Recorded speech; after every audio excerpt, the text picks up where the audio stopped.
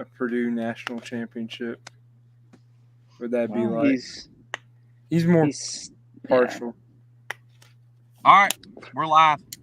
We're in it, boys. We'll let the people file in here live on Facebook, YouTube, Twitter, on all the platforms. Here to recap the round of 32. We missed it yesterday. Me and Jacob had a shaky show yesterday morning, but we're going to finish the weekend strong here to recap the round of 32. So got some people filing in. Excited to talk about it. But, so how you boys doing tonight? Doing good. I'm tired. Yeah. Hear that. Yeah, can't complain about most of the results today. So, yeah, pretty chalky weekend. Yeah, it has been. But it's been chalky tournament other than a couple big games. Yeah, have not been a lot of I'd say upsets and huge surprises in this tournament. We've obviously had a couple. Most of those have come out of the SEC, but that's what we got at this point. So yeah, I mean, I guess we'll start with yesterday. I mean, we're not going to go through every game yesterday, but favorites went 8-0. Had everything you expected to happen. Creighton and Oregon played a thriller last night. Creighton ended up getting it done. But, yeah, if you were a favorite, yesterday was the day. So any quick comments on yesterday from you guys? I'm sad to see Oakland go. I really wanted them to beat NC State, to be completely honest. Matt, are you sad to see Oakland go? It didn't sound like it from your comments the other night. I'm disappointed it's Oakland instead of NC State. Or it's not Oakland instead of NC State. NC State should not be in the Sweet 16, but here we are. Yeah. This is what happens when Virginia doesn't foul up 3 and Kentucky just can't close. So that's what you got. People think Kevin Keatts is a good coach. So here we are. Oh man, I love it. It's funny. He was on a hot seat going into 2 weeks ago.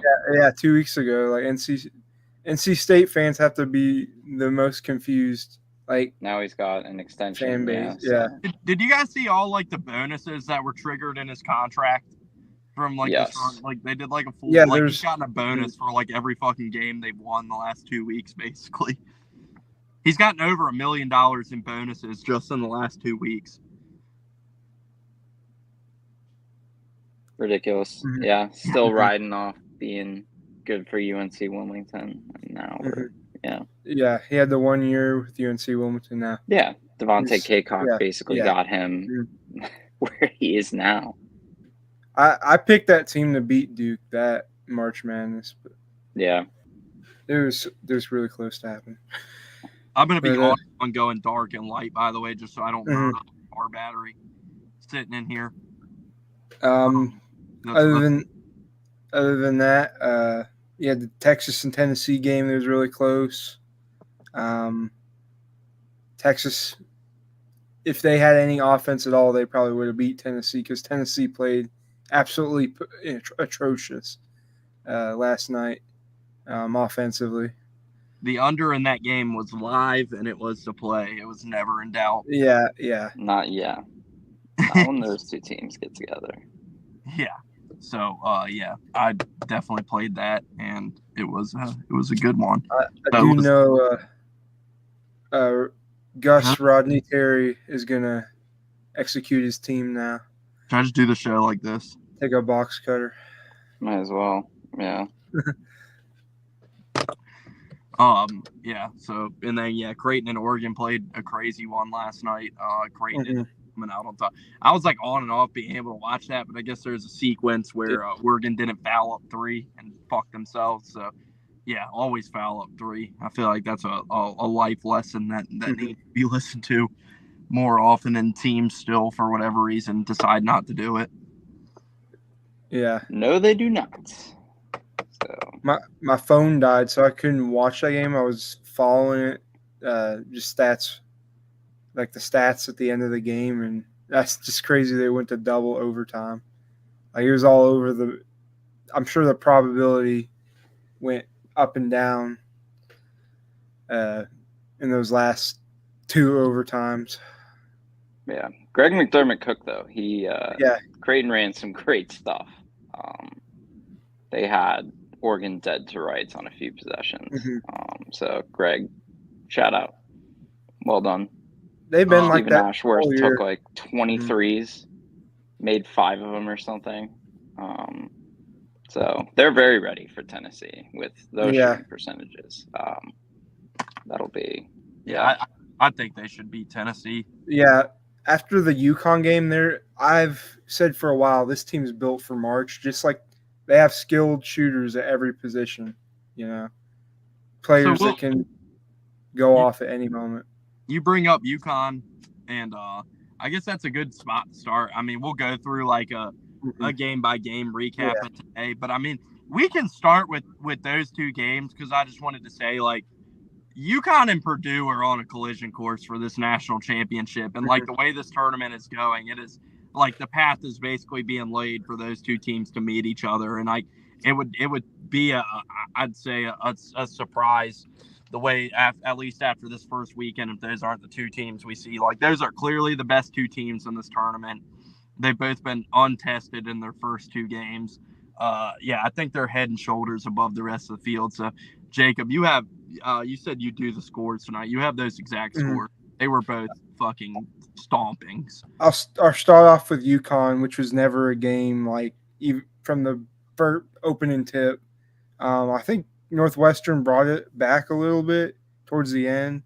It was 75-58, UConn over Northwestern.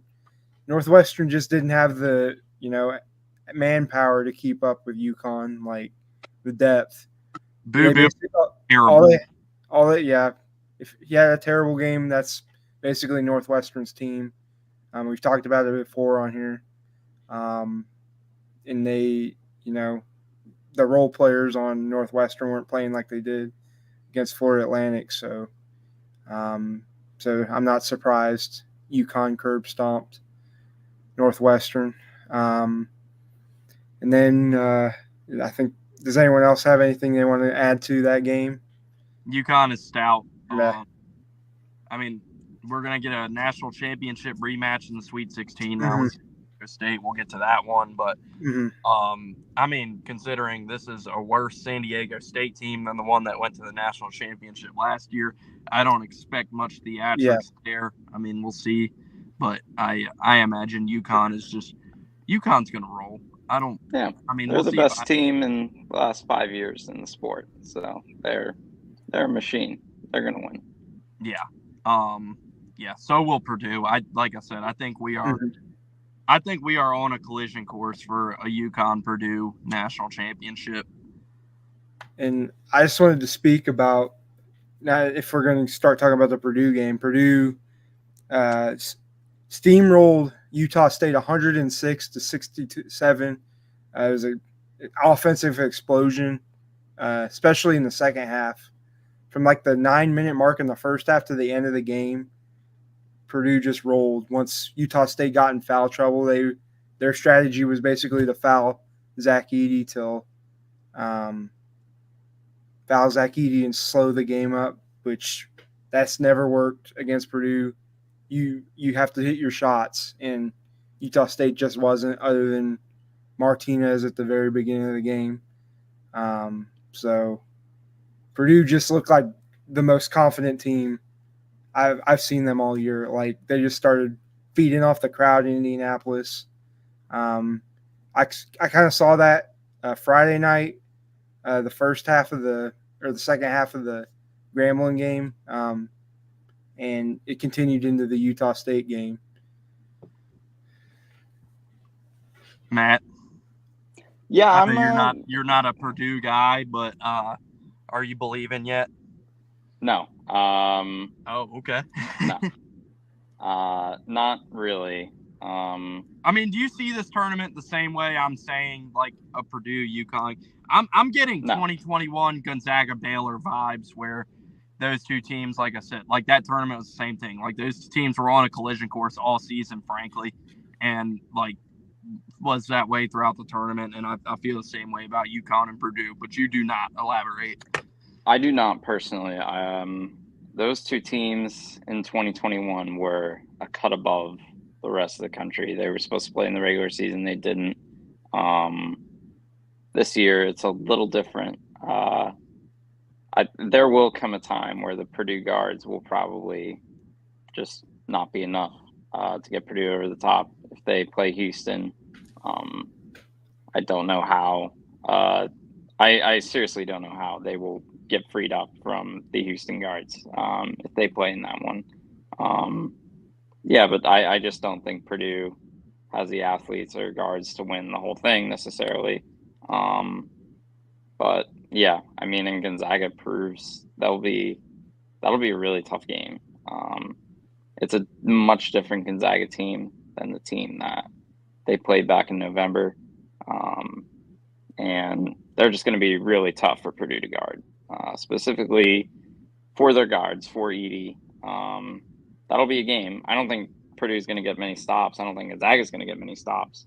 But, that should be a game that could go Gonzaga's way. I think Purdue's minus 4.5 to open that game now.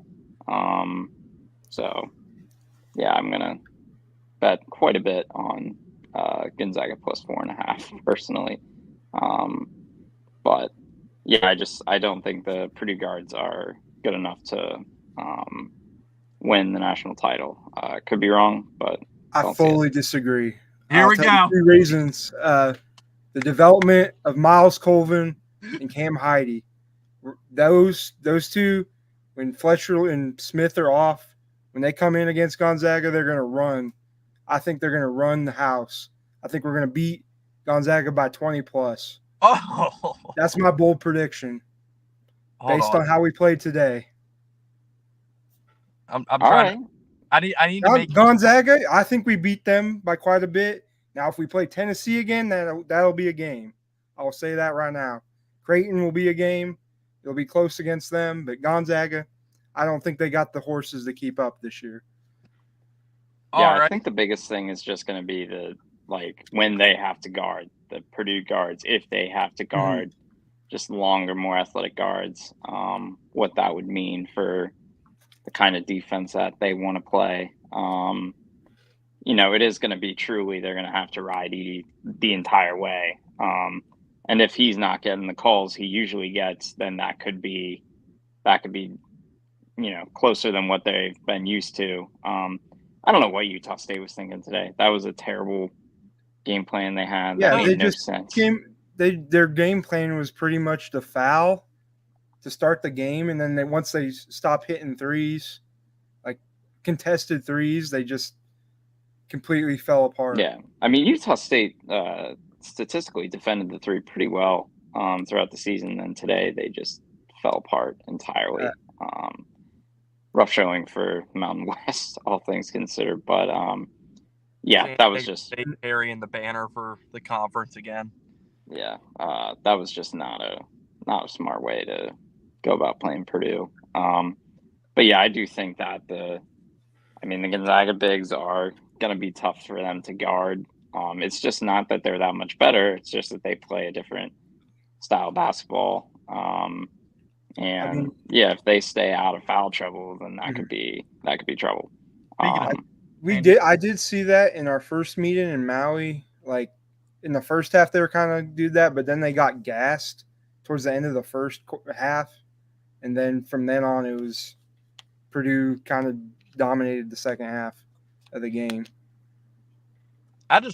We brought up San Diego State for a second. Like, I just had to get it off my chest. This is completely irrelevant. I'm sorry to hijack the conversation, but like how the fuck did we lose to Yale? Like, I'm just watching this, maybe our coach should be less worried about firing off tweet storms about fucking Israel and figuring out how to beat Yale. I mean, that is a fucking joke. That team stinks. They are rough. That is a fucking joke. Just seeing that game today just pissed me off even more than it did the other night. Well, it's interesting because if that New Mexico State game from 5 years ago goes a different direction, I think the dialogue on Bruce Pearl would be pretty different today. Yeah, if they make those free throws, no shit. Yeah. Yeah, you're right. Sorry to turn that on Auburn. I'm just infuriated, like watching what San Diego State did to Yale, wondering how the fuck we ended up in the position we're in. But hey, we used to suck, so it's okay. Yeah, there you go. Maybe Bruce will take another job. Go to Indiana. That's a.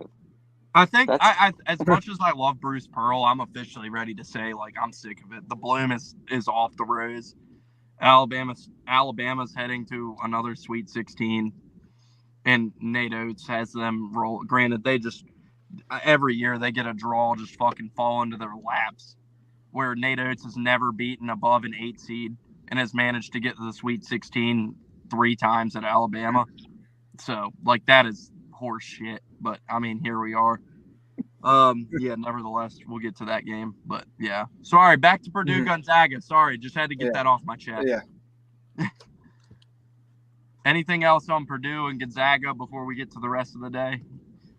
No, it'll be a good game. It'll be a home game there in Detroit. Purdue fans are going to show out like they did in Indianapolis today.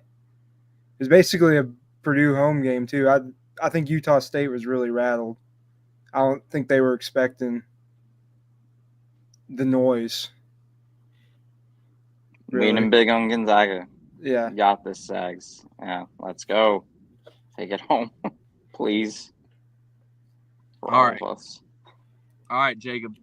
Take us back to the start of the day, and let's start just like running through these games. And starting through the games. First game of the day was Marquette in Colorado, which was a close game to the very end. I had Marquette in that game.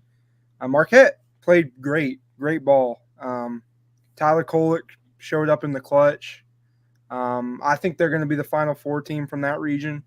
They've kind of had some rough moments with Kolek's injury. Is there any thoughts on any of you have thoughts on that game? Yeah, I mean, defensively, Marquette's got to clean some stuff up. They don't defend well enough right now, the way I see it, to beat that Houston team. And they're pretty fortunate they're not playing Kentucky, because that would be a game where they would have to change a lot on their defense. But yeah, defensively, Marquette has got to figure some things out, especially if they do run into Houston. That's going to be one where they're going to have to make some serious adjustments with how they do things. But yeah, Kolek, machine. Guy may not be able to read, but he can play basketball. He's a stud. So yeah, great game by him. Love watching him play. And Shaka, man, can't get enough Shaka. Love how he's changed his identity as a coach. But yeah, I'm looking forward to the hopefully inevitable Houston Marquette matchup. Has there been a coach that has done like a more impressive like image repair than? And I'm not talking about like off, because Shaka hasn't had like off the court. It's just like as a basketball coach than Shaka going from Texas to Marquette. I just think Texas was a bad fit for him personally. Like his whole style doesn't fit at Texas, a program like Texas. Marquette is more built for that, team identity type ball, Yeah, I mean, when he had a thing going where he had a really good thing going where he was at VCU. He's got a nice coaching tree from what they had going at VCU. And then, when he got to Texas, I think it became apparent he couldn't just press the shit out of teams in the Big 12. The Big 12 guards were too good. Had to, they kind of went away from how he built those teams at VCU with his recruiting. And yeah, he was just saying today after the game that, they've kind of gone away from recruiting, high-ranked high school players. They're kind of trying to lean more on 3-4 year players, graduate players now. So yeah, he's completely changed his style. Where at Texas, he was just, recruiting guys who are only staying a year. Like Mo Bamba was one of his prized recruits. That didn't get them anywhere. and he choked away some horrible games. Put Eric Musselman at Texas. Yeah, I mean, so he, he's undergone a huge just paradigm shift in how he builds his program. He's got the respect of, I mean, Dan Early doesn't respect anyone more than Shaka and Marquette, it seems. Every time they play, he's always saying something crazy about their program. But yeah, Shaka's done a great job. And it is a complete shift in what he did at Texas. Just a completely different version of him. He's got the same enthusiasm and energy, but it's a completely different style of basketball that they're playing. Completely different program. Completely different, just everything he's done there. So he's come a long way, and he certainly has reestablished himself as one of the best coaches in the sport. All right, what do we got next on the docket, Jacob? After that, of course, we already talked about Purdue versus Utah State. That was 106-67. And then we had an absolute blowout with Duke over James Madison, 93-55. There's not much we can say there. James Madison just kind of fell apart. And Duke played their best basketball of the year, I think, today. Unbelievable game. Yeah. Not see that coming at all. It was funny because it's one of those things where I was watching that game, and I don't think it would have been any different if Wisconsin were in that game. I think it was, that was the best Duke had played. And if you're shooting that way, then there's not many teams who are going to beat you. Duke did have an injury, though. Who got hurt? One of their guys got hurt. For Duke, yeah. Matt, who got hurt? Do you remember? One of Duke down in that game. Filipowski, bruised vagina. Anyone else? Yeah. Nah, they had an actual injury. I thought I caught like the first. I kind of tuned out of that game after it was a blowout, but I tuned out of it completely. Yeah, after in the second half of that game, there wasn't any recourse JMU had. Edwards got into foul trouble immediately. And then what really, I don't understand. Some of these broadcasters, Iron Eagle, that group does a great job, but at some points, they're like, man, what a surprise this is. Like, halftime, they're like, no one saw this coming. Like, they're not a 12 seed by mistake. Like, and if App State got their shit together in the Sun Belt tournament, they would have been there instead of JMU. So, yeah, at no point was I like, wow, I am shocked that Duke is just putting it on this team. So that was the only thing in that game where I was like, what are we doing? Like, who is surprised by this outcome? No one should be shocked. Jalen Blakes. He got knocked the fuck out during the game. That's who it was. That's what I was. Yeah, that's not gonna. That probably. I mean, Filipowski will be limping after the just first time out in that Houston game, so it won't matter. But yeah, I'll tell you what, Jared McCain for Duke had 30 points. That's probably the most impressive performance of today. Yeah, he couldn't miss. Individual he was hitting everything. Yeah. Well, great season for JMU. I did not expect them to get mowed down like this, but Duke, yeah, like you said, probably played their best game of the season, and I don't think it's going to work against Houston. I think I don't know what the spread is for that one, but I'm going to definitely lean Houston there. I would guess it would probably be like Houston will open up at like -6.5 or -5.5 or something. I'm not the biggest.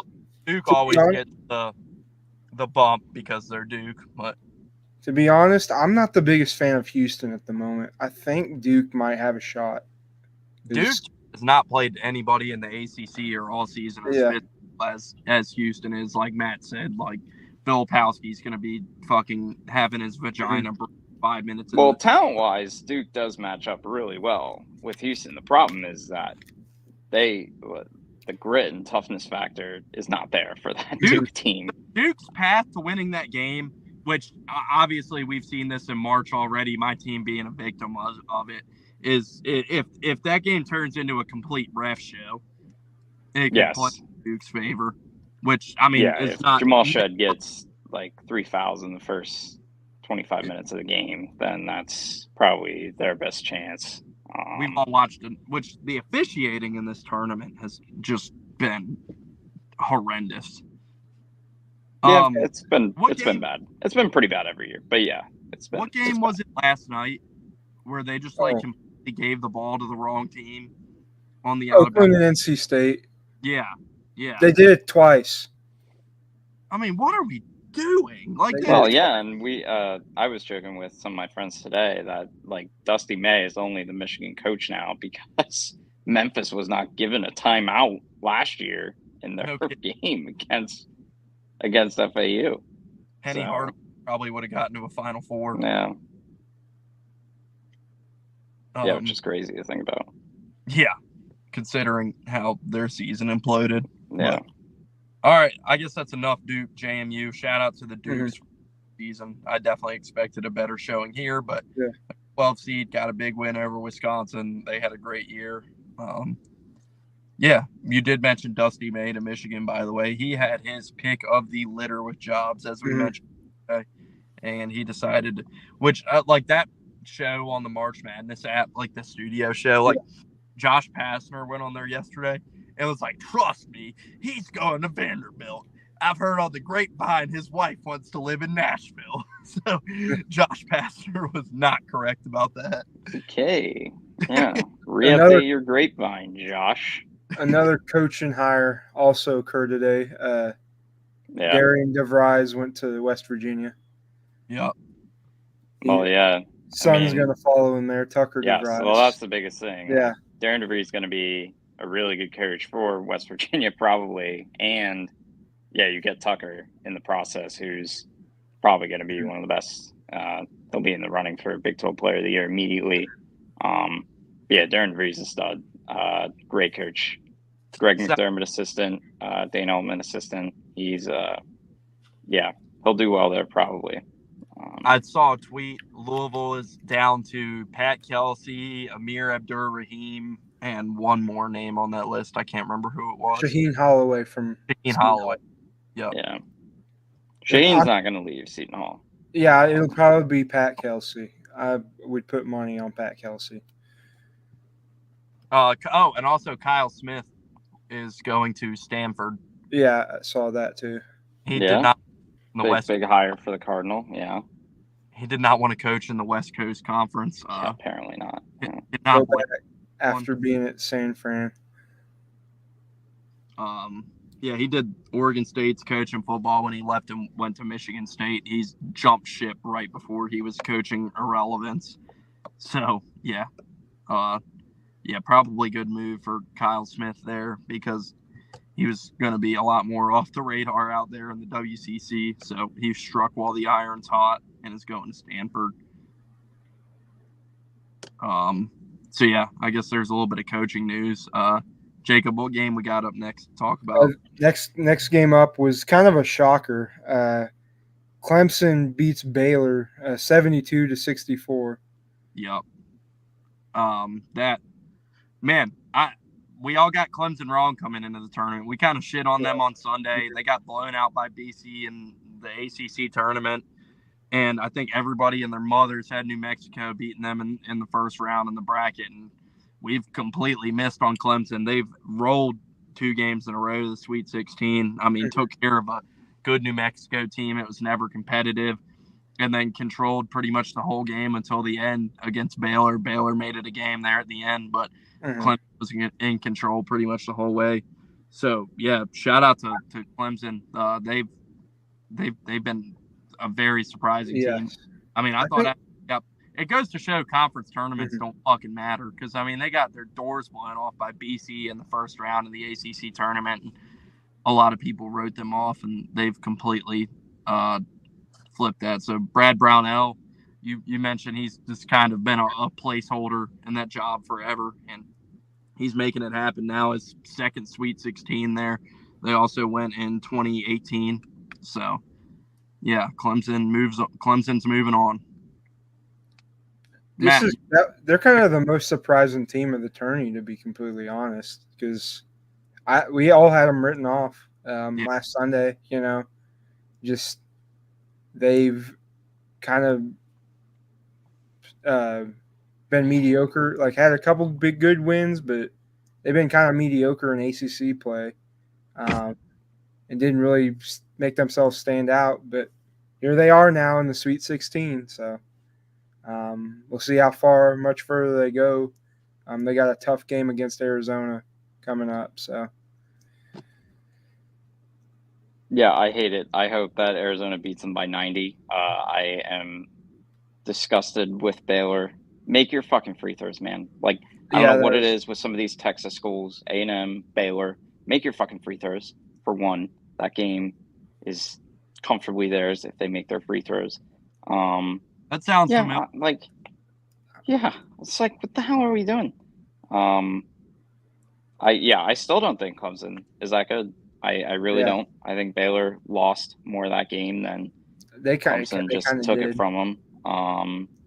I so badly like Brownell can seriously fuck off with how he's talked about like the Big 12 gaming the system and with the net ratings and everything, and I don't know. I wanted Baylor to pound them. But ultimately, credit where it's due. Baylor just couldn't get enough stops, sadly. And it just wasn't enough for them to win. Arizona should beat them. This should be where the road ends for Clemson. But I will gladly, I will double, triple, quadruple down on Clemson coming into the tournament. They showed nothing that should have. New Mexico was favored over them going into that game. I know you're not an ACC guy, Matt, but we do got to give credit where it's due. That even every year, I feel like we do this to ACC every year. We're like, this conference sucks. These teams stink, and they got 4 teams in the Sweet 16. ACC. They traditionally they're a basketball conference. Nothing against them. I think this year was not a traditional ACC year by their standards. Last year they had Miami in the Final Four. Year before that, North Carolina in the championship game. This year, obviously, tournament-wise, they've certainly outperformed any expectations. Not as if they haven't beaten, like North Carolina and Duke have beaten nobody. Duke has beaten Vermont and JMU. UNC got the Michigan State win. And then, Clemson, congratulations on your road. But I've said all year, and I said it on Sunday, I thought the Mountain West was better than the ACC. And that was like my high. I was clearly not correct about that. Yeah, I don't think that's totally off base. If you gave Nevada NC State's draw, they're probably in the Sweet 16. Mm-hmm. So it's not as I don't think that was a horribly off base take. I think it just so much matters the draw that you get. The Mountain West got jobbed completely. They had 2 of their teams in the first 4, and which that shouldn't have been the case. Utah State won the conference in the regular season. They're stuck with an 8 seed. I think that if they just certain draws went different ways, things could have been different for both those conferences. But they made the most of the draws they got. So give the ACC credit. Mm-hmm. One thing I was going to say, they're kind of like NC State. They're conflicted about their coach. I work with a Clemson grad, and we were talking about Brad Brownell, and we were like, yeah, he's just mediocre, gets by the skin of his teeth. And he's probably, I don't know how he'll feel about making the Sweet 16 again. He'll probably be happy, but it's like, okay, where was this in the regular season, Well, he's been to the same amount of Sweet 16 in the last 5 years that John Calipari and Bruce Pearl have. So there's a stat. Yeah. This is why March is just all, that's the greatness of March Madness, just having a team that comes from nowhere making a run, All right. Got anything else on that? Move on I next. think that's about all I got. All right. Yeah, the next time I talk about Clemson, I want it to be because Arizona beat them by 50. So, man, I love your passion on these things. Like some things, I'm just like, I don't know how you give a fuck so much, but you do. I truly respect it. I mean, I can't either confirm nor deny. I had some major money on Baylor today, but yeah, I had might be. to. Baylor screwed me too. I had them in my Yeah. Final Four because I don't really trust Arizona all that much. So. Jacob, by the way, like none of our brackets are great. They never are, but Jacob might have the worst bracket I have ever seen in my life. I just have You're had at the about worst luck. 12% correct, right? Yeah, I've had the worst luck with my bracket this year. Like every upset I picked was wrong, other than JMU, and like at least 3 of my 4 Final Four teams are still in. That's all I can be grateful for. All right. Who we got up next? I guess the next game, it was Alabama and Grand Canyon. This might have been I'm gonna fucking second best. What? I'm gonna fucking leave. Alabama wins. How did it get so fucking lucky? Yeah. They Grand should Canyon He's going to 5 his assists. He's going to his in the third game. Sweet 16, and he's never beat above an 8 seed. How? It doesn't make any sense. Damn it! Like He's got the convicts. Nate Oates has never beaten above an 8 seed into a March Madness. He's been to an Elite 8 and 2 Sweet 16s. It is the most fucking ridiculous thing I've ever fucking heard in my life. God damn. Yeah, that's I mean, today made no sense in that game. Grand Canyon did. Grand Canyon might have the stupidest fucking game plan in the second half of that game. That made no sense. They had 5 assists for the game. Did you guys see Charles Barkley ranting about it? Yeah. It was like, I mean, obviously there's a little deeply rooted Bama hatred there, but yeah, that made no sense. I was like, how in the world? Like now the Bryce Drew Vanderbilt shit makes a little more sense here after seeing what we're doing. Like that's a team that should, like Bama plays no defense, unapologetically, no defense. They don't give a fuck to do it. And today I was like, well, maybe Grand Canyon will get enough easy buckets inside today to really, kind of run away with that game potentially. And yeah, can't really speak to what the hell they were doing off. And that was just a Mark Sears masterclass. He was awesome. He was having a great time. Did these announcers watch college basketball throughout the year, by the way? Because did you hear one of the announcers say, Mark Sears is one of the best two-way players I've ever seen in my life? I'm like, what? Have you watched this team play all year? I mean, he might have played. Bama doesn't really have two-way players. Have you watched this fucking team play all year? They basically, their 2 modes are shoot ball and commit fouls. That's the 2 modes. I mean, what the fuck was Grand Canyon doing, man? That game was. They should have won. They should have won because when they went up, it was about 58, 55, I think. After that point, they just let Alabama run away with the game. This is Bama luck, though. They get a Charleston team handed to them on a silver platter that can't fucking defend their way out of anything. And then they fucking get Grand Canyon in the second round because St. Mary's managed to fuck that up. And they just get a fucking, like, they lose 12 games in the regular season, lose a fucking, and get a 4 seed that they didn't fucking deserve because they scheduled good non-conference games and lost them all. But hey, at least they scheduled them. And then they just get a fucking free pass into the Sweet 16 for a 12-loss season. Unfucking believable, man. I hope North Carolina beats them by a fucking 100. They probably will. It might be like our old buddy fucking Bushnell if they win a national championship. Honestly, I'm not sure that. I think that'll be a pretty close game, actually. Especially if they're getting that version of Sears. Michigan State had their chances to get that game, and they ultimately just couldn't couldn't finish. Just didn't have enough to win. Bama kind of does. North Carolina's not going to be that hard for them. Yeah, I don't think UNC's not to guard defense is that necessarily, great. but Yeah.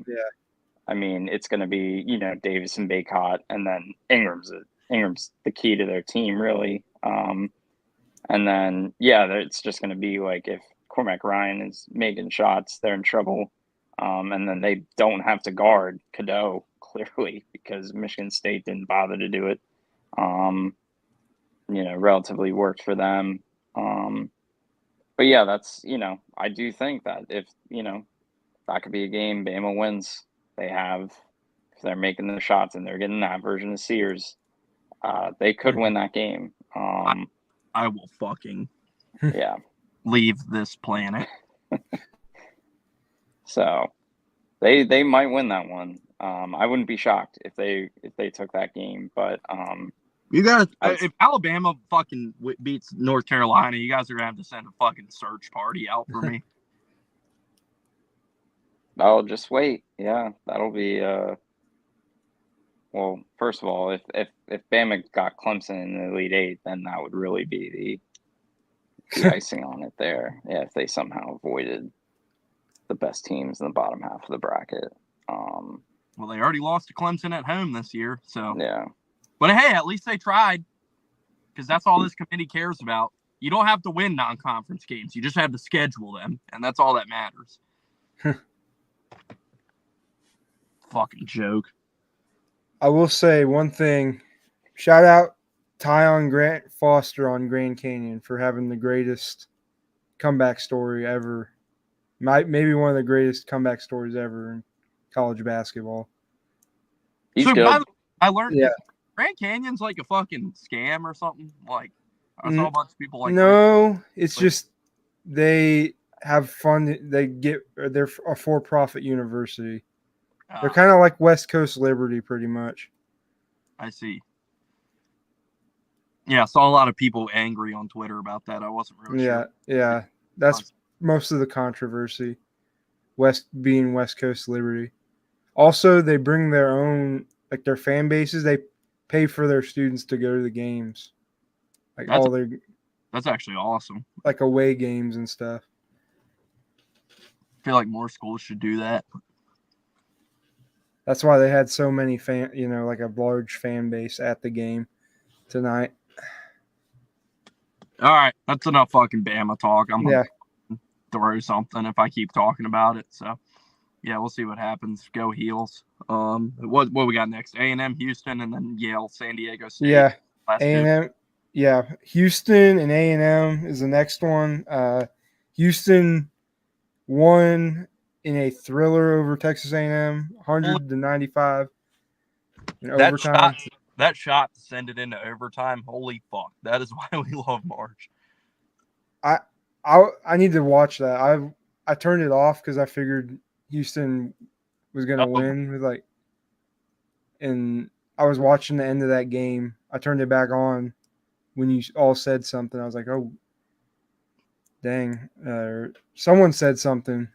But that's just a wild game. Like, A&M pushed Houston to the absolute brink there.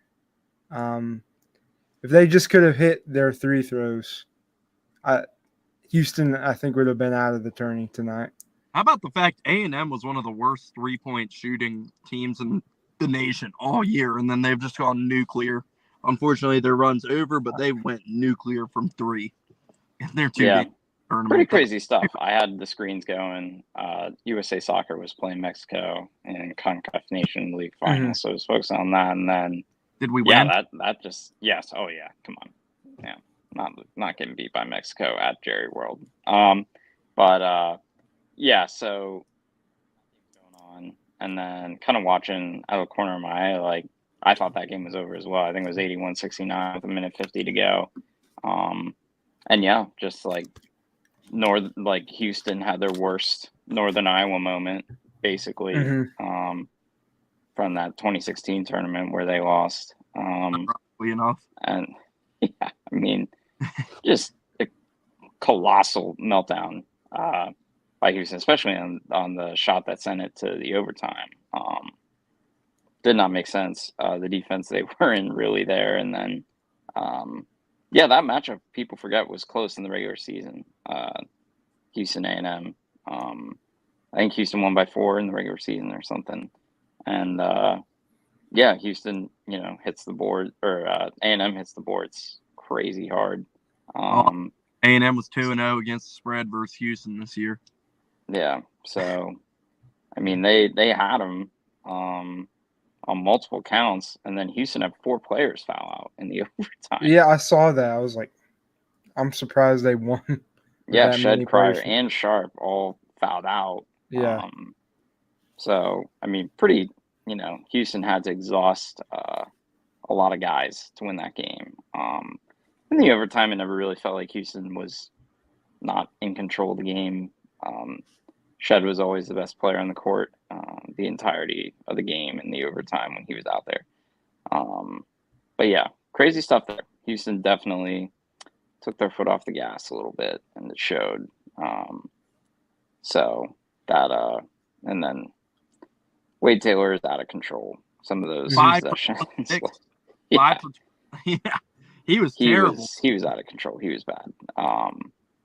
So yeah, not really good enough there from SEC preseason player of the year.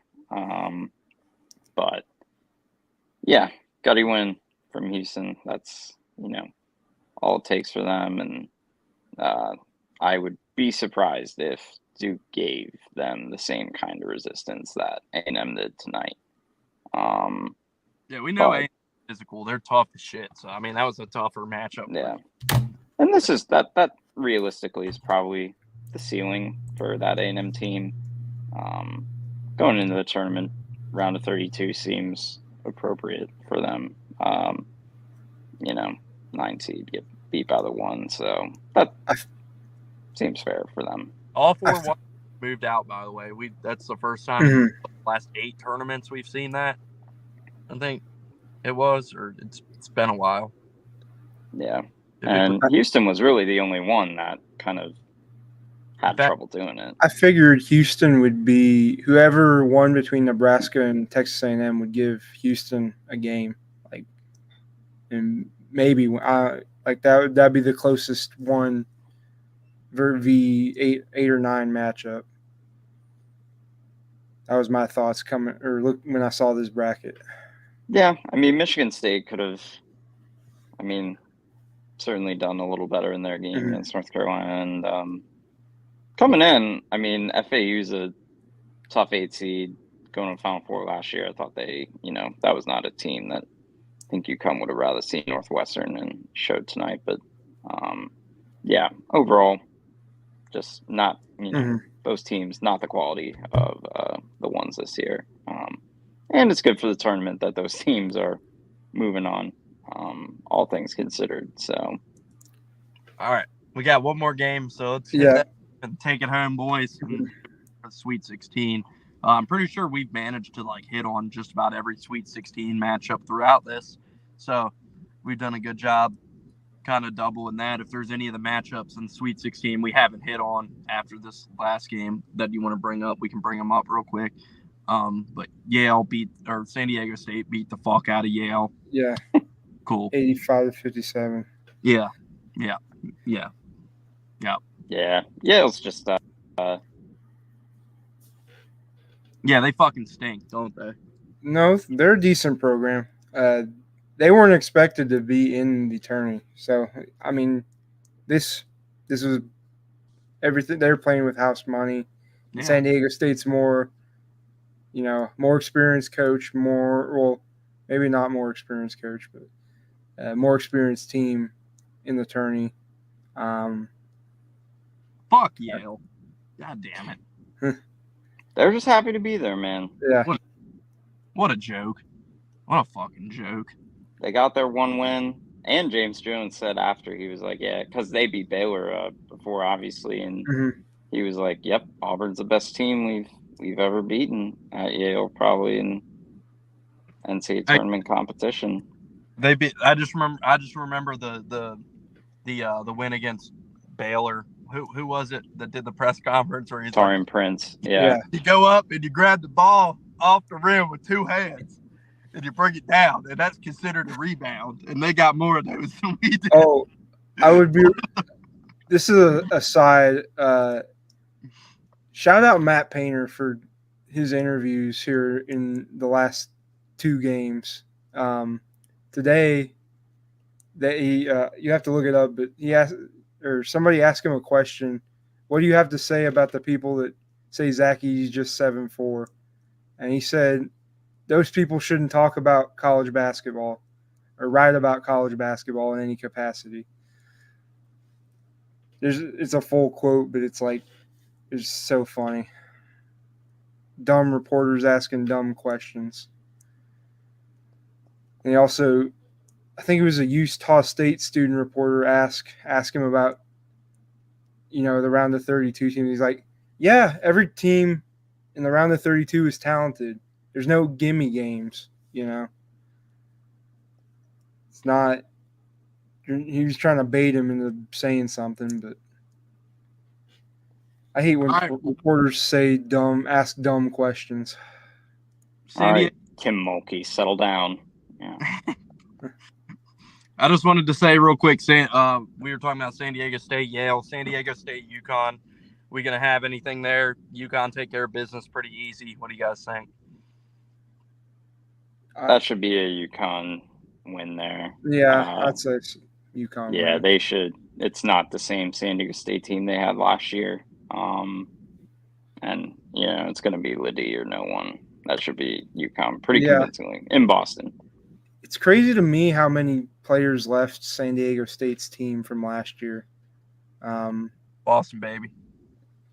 Uh-huh. Shout out the Huskies. had to. Sorry, I'm all over the place.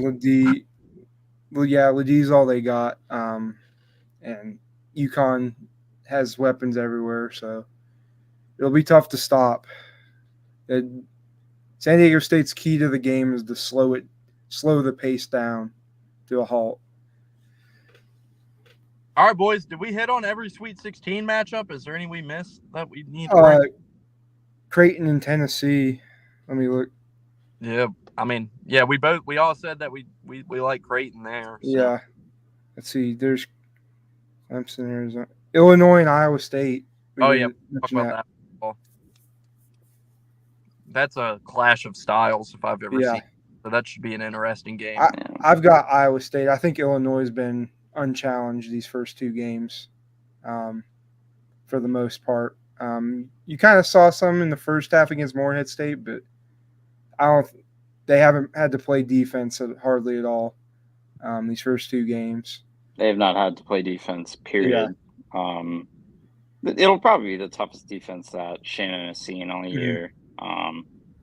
Basically, the only, Iowa State will have to score to win eventually. So that's going to be it. I mean, there's probably a target score in that game of, 70 maybe, whoever gets that first. Yeah. If Iowa State gets to 70, 75 points, they should win that game because I don't know. That'll be the best defense Illinois has seen all season. All right, we got any other games that we didn't get to in this? I know we talked Houston, Duke. We talked UConn, San Diego State. We talked Clemson, Arizona. I'm thinking through that. We talked North Carolina, Alabama, Tennessee, Creighton, Marquette, and NC State. NC State. Marquette's going to roll NC State. That's my opinion. They should. All right. Well, we hit it all. Y'all boys got anything else? We're about an hour here, so said we're going to try to keep it under an hour. I think we've done pretty good here. We've rolled through all the games. We've hit the Sweet 16. Y'all boys got anything else? Not really. We even got the coaching news in here. We've had a productive hour here. Yeah. Portal's about to heat up pretty big, so yeah. probably. I've seen like two commits. One was to Bama and one was to Missouri. I forget I forget where they were from. Yeah, I think Bama got a guy from Pepperdine. Pepperdine. Yeah, that's who. So that's on brand. Their whole team is portal players, pretty much. Estrada. What's the big guy's Sears. name? Brant Nelson. Yeah, Sears. All right, boys. Well, we'll be back Thursday night. Try to run this. Y'all boys with it? Yep. No. It's been a good couple days of basketball. Been mostly chalky, like we said, but I'm ready to do it again. The Sweet 16 game should be great, though. Yeah. The chalk makes for good Sweet 16 matchups. So Yeah. all Exactly. good. It's not as fun when you have the chalk, but it is also fun when you get really good games and you don't have a lot of fucking shit bags hanging around that shouldn't be there. So, Well, I mean, I always root for the underdogs outside of my team, so I just have always rooted for them. But all right, boys. Big Butler guy.